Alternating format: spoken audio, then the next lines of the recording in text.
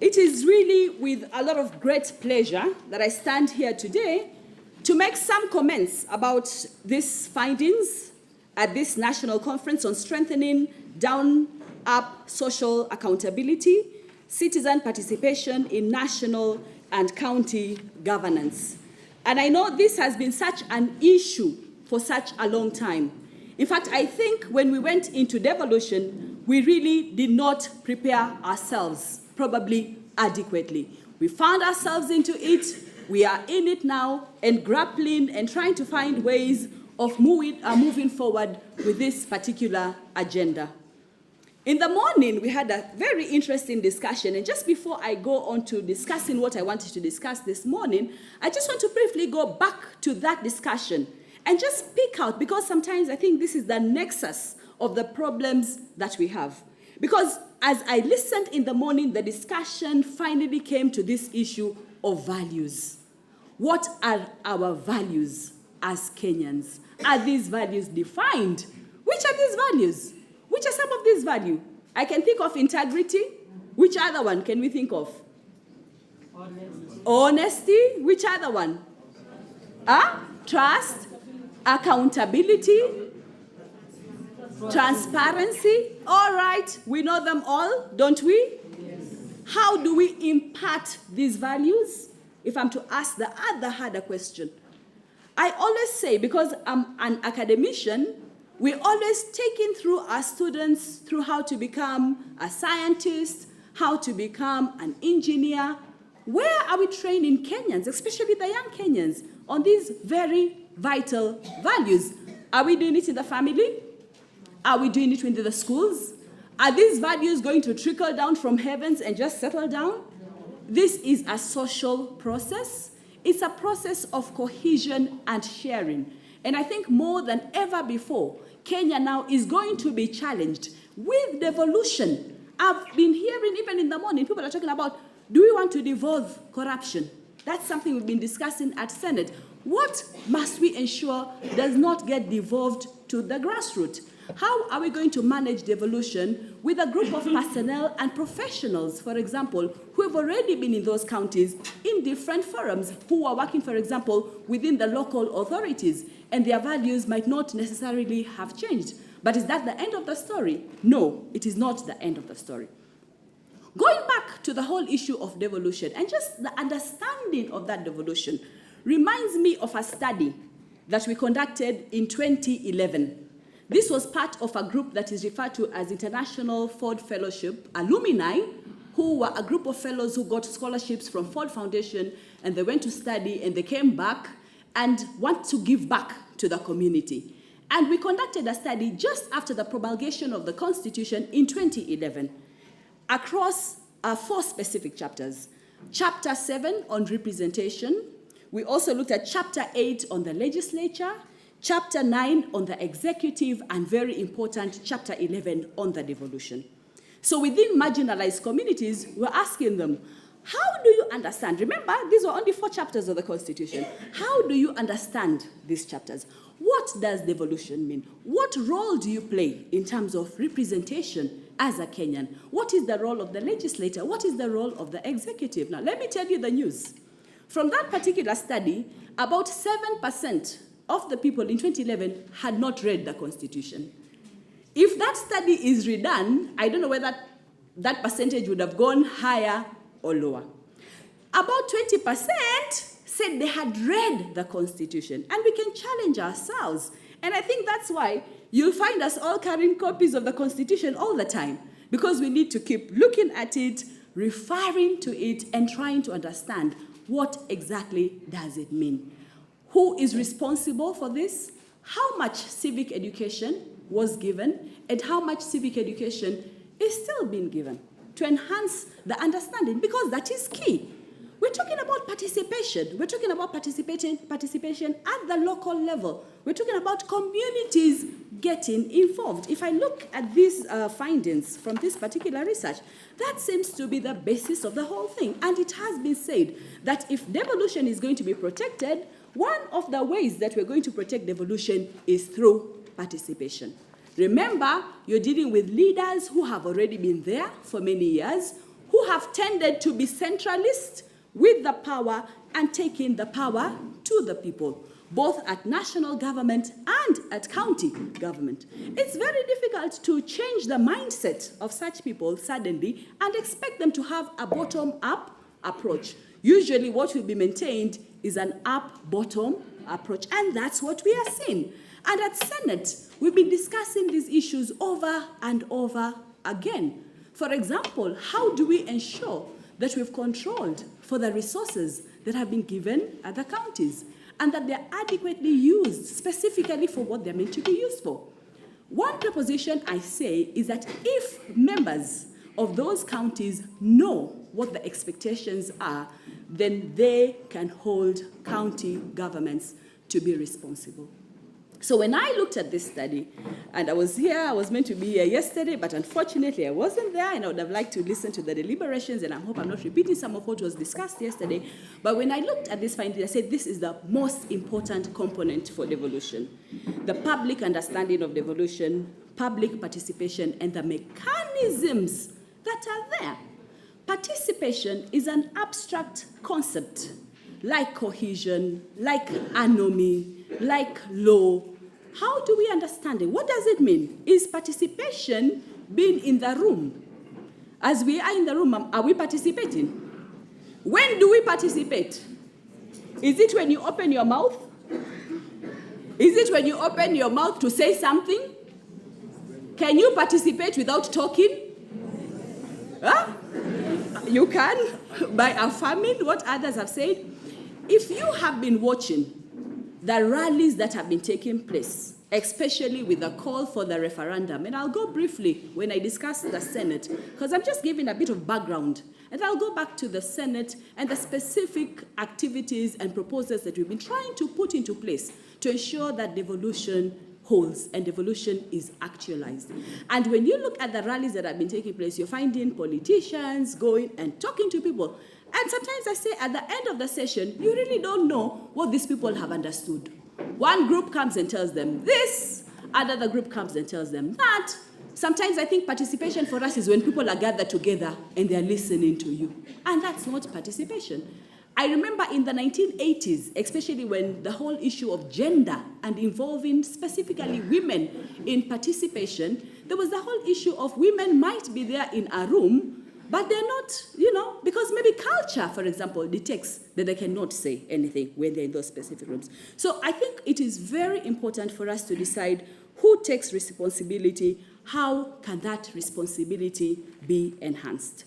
I want to quickly go to some of the major findings that caught my eye, and I'm looking specifically at the issues on devolution, that 26%, for example, now this is the notion of what the expectation is as far as devolution is concerned.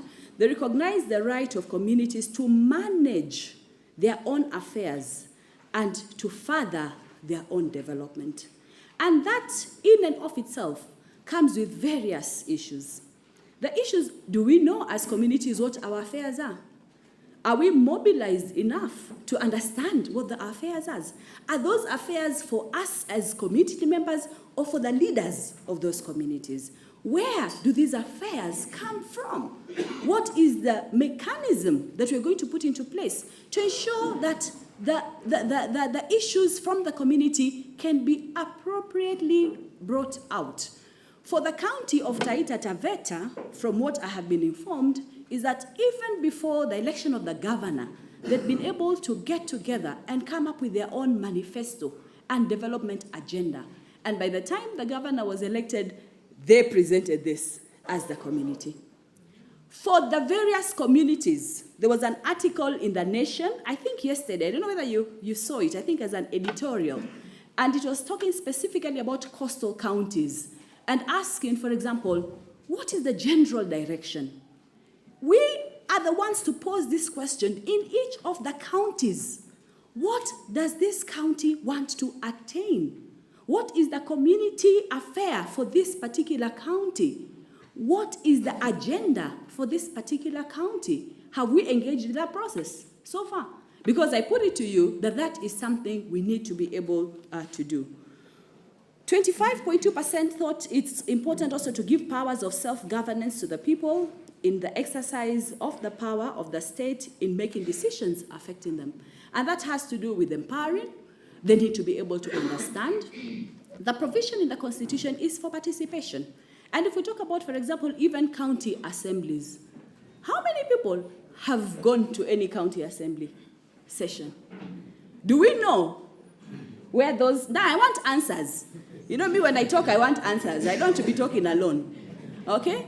Have we gone to those county assemblies? Do we know what they're discussing? Do we know what the agenda is? Do we know where the agenda is coming from? Remember, we are the elite.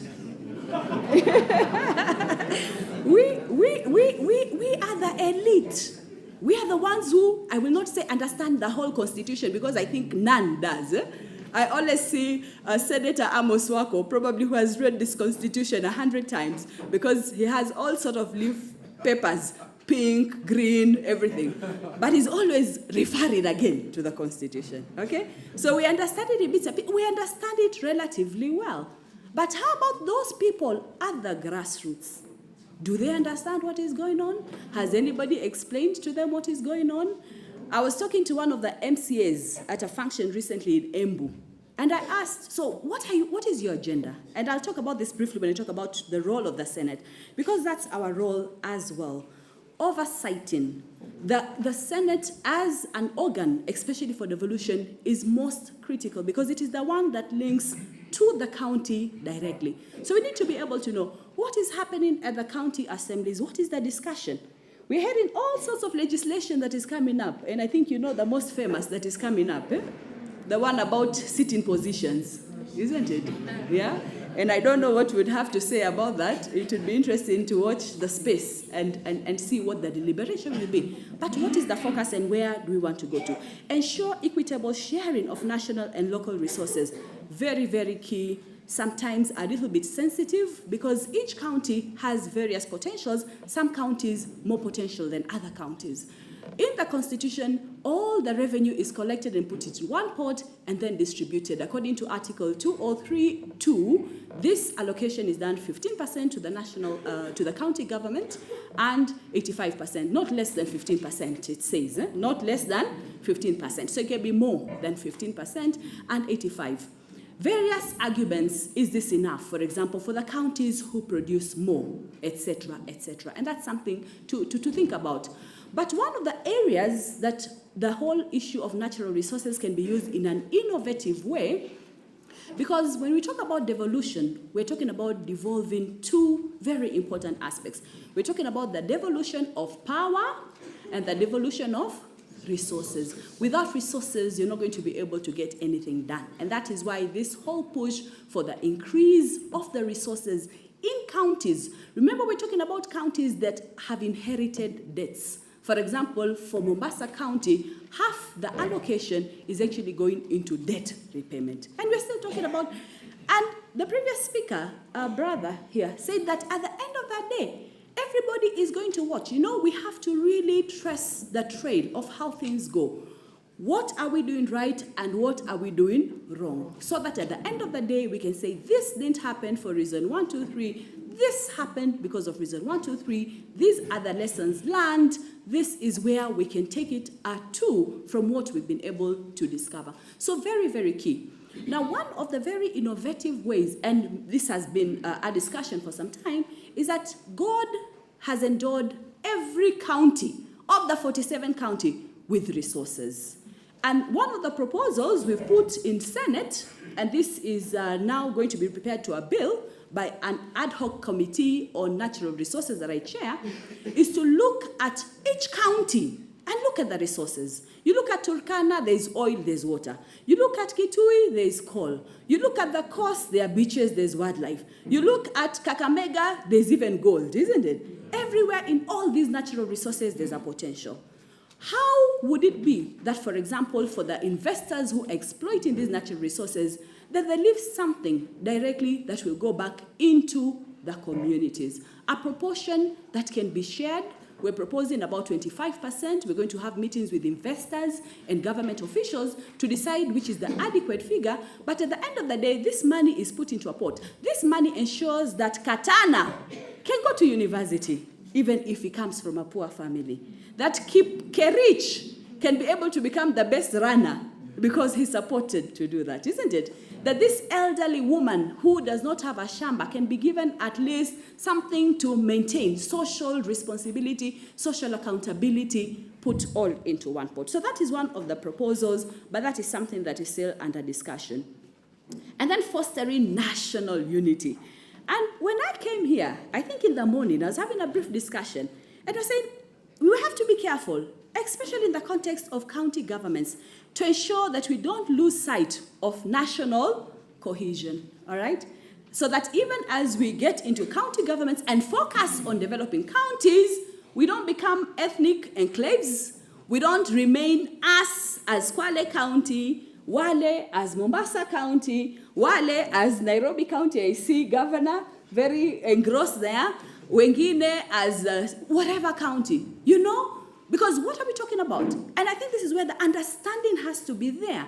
What is the connection between the national government and the county government? Where is the interaction? At what point does the national government come in?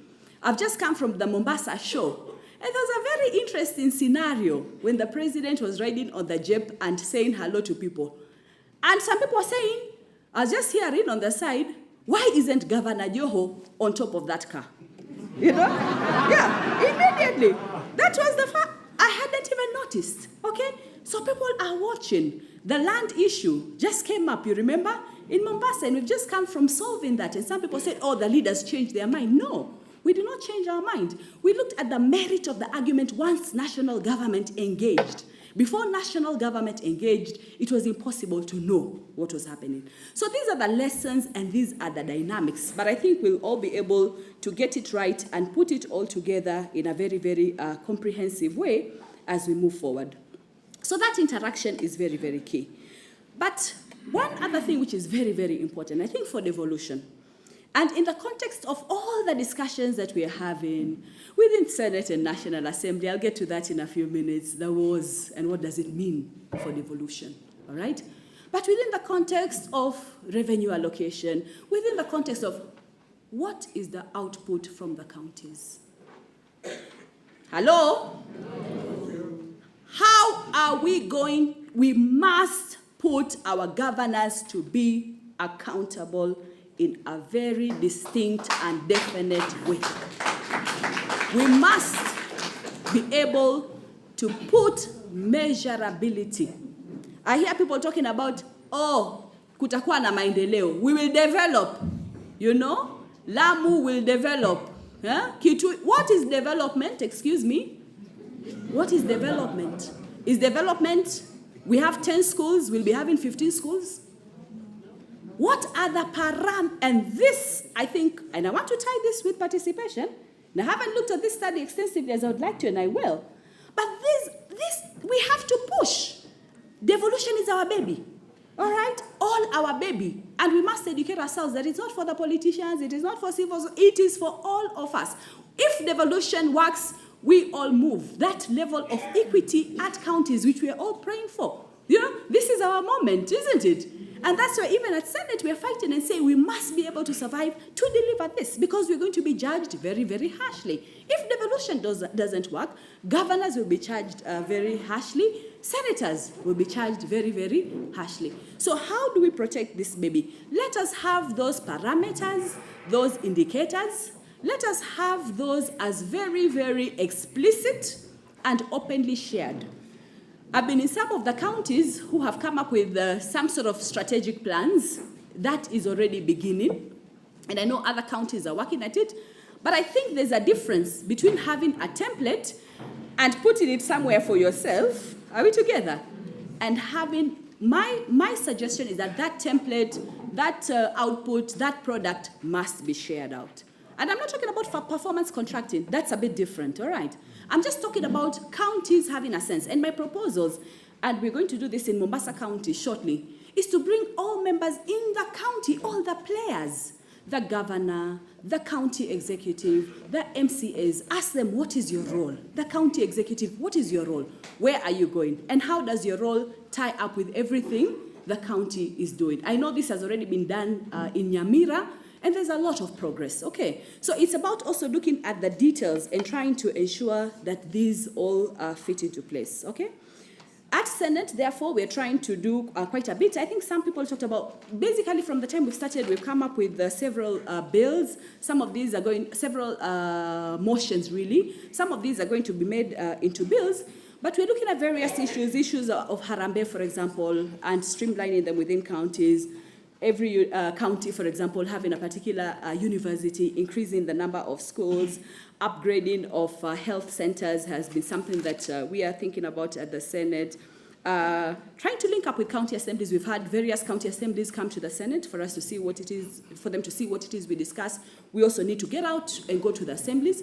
We are making certain amendments in the standing orders so that on Thursdays, as senators, we can take more hours on Tuesdays and Wednesdays, but have Thursdays to link up with the counties so that we are able to come back and really be talking from the same note and know what it is that is happening at the county assemblies. That should be very, very critical. So the whole idea of streamlining as well the laws that are coming from the Senate and the laws that are coming from the county assembly. Remember, this has been a new Senate. We didn't have a Senate since 1963. So for the last 3 months, we've been putting our act together, trying to conceptualize, and I think we've made a lot of gain and a lot of development in terms of focus and the way forward.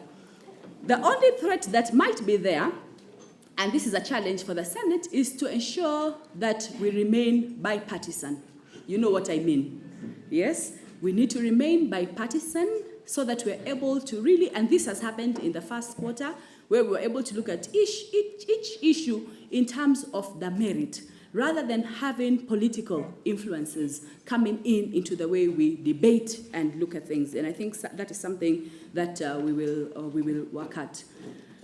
Other issues have been the issues of ensuring that we don't, devolvement of corruption doesn't happen. I've alluded to that. The funds at county government, those need to be looked at. The debts that have been inherited by county government and how they can go about ensuring that that doesn't cripple their operations. The allocation of funds and the relationship between the Senate and the National Assembly really just started with the whole idea of the allocation of revenue bill, because that's where the differences came. In terms of when that bill came to Senate, we made amendments. When those amendments were taken back to National Assembly, they were not upheld. So again, we have to ensure that between, I knew this would happen, I'm getting there. Okay, yeah, they tried not to bring this, but now they are thinking it's getting a bit out of hand. So I'll just finish up a bit quickly. Okay, so let's put this National Assembly Senate issues so that we can really have one mindset in terms of moving forward. And I think we'll be able to deliver. I think we have the right foresight, the right insight, the right energy, the right idea, and the momentum. I think this is the momentum for us Kenyans. So just quickly to wrap up on key issues, especially where participation is concerned, you know, I read from the report on page 16, the whole idea of information. You cannot be able to participate adequately if you do not have the right information. Information dissemination at all levels, at understanding of the Constitution, at understanding what devolution is all about, that has to be enhanced. Enough forums have to be created for the discussions, and I think that's a responsibility for county governments to ensure that that participation and that involvement goes on, that they're able to have public meetings, have a way to be able to make people move away from what Priska and Priscilla say in the report, that they see public meetings as a waste of time. All right? We have to get Priska and Priscilla, Agnes and Kamau and everybody else begin to feel that public meetings are not a waste of time. Devolution is not a waste of time. Devolution is Kenya. Devolution is our hope. Thank you very much.